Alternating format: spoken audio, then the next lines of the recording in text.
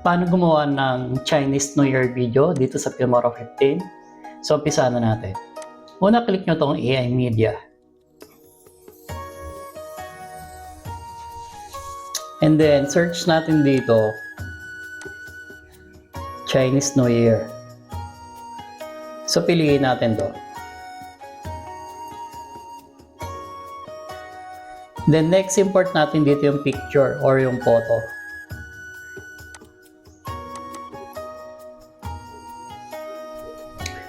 And then, click Submit. And Generate. Click nyo lang yan. So, after nyo, mapupunta siya dito. Ayan. So, add natin sa timeline. Select lang natin to. And then, play natin. So, meron na tayong video nyan. And then, kung gusto nyo i-extend to guys, click nyo lang to ha. Pwede natin i-extend yung video.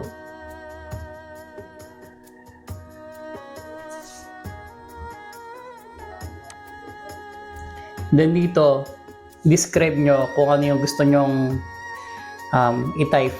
Okay? So, for example, ito.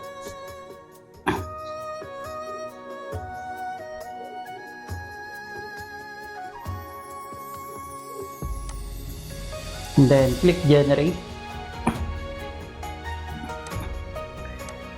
So, ito na yun guys. Ito na yung output niya. Diba? Napaka-astig. Then, next, mag-add tayo dito ng mga clips. So, punta tayo sa Stock Media. And then, dito sa Download, meron na akong mga clip na gagamitin.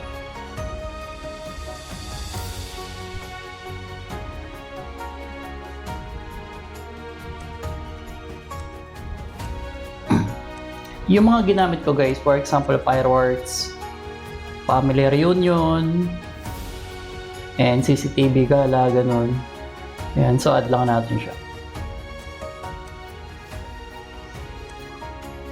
Nag-add din ako dito ng mga lantern. So dito guys, sa portrait yung ginawa ko. Mapapansin nyo, binago ko yung aspect ratio niya ng 16:9.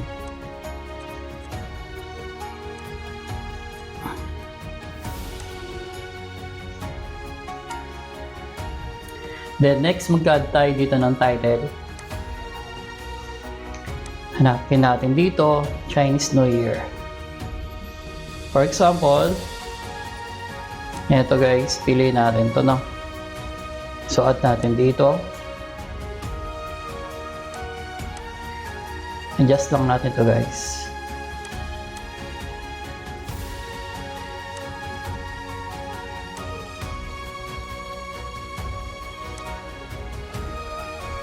So, next, play muna natin para makita natin yung title.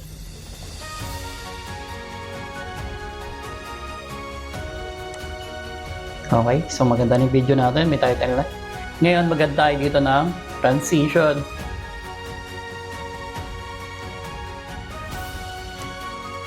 Search natin dito. For example, ito, diagonal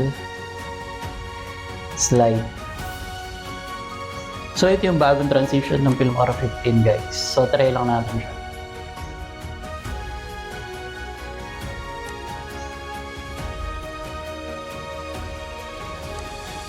Then dito, search natin.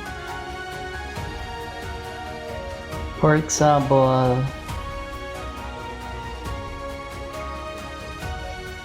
film frame. Suburin lang natin to. Ayan. Film frame. Ito. So, add natin dito.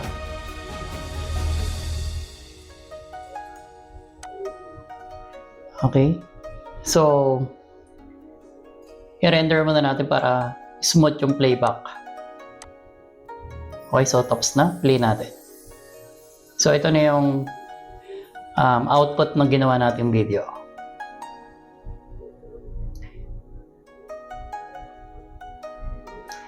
Okay? So kung meron kayong gustong itanong guys, comment na lang kayo sa baba, and kung nagustuhan nyo tong video guys, like and subscribe naman tong YouTube video ko. So yun lang, thanks for watching.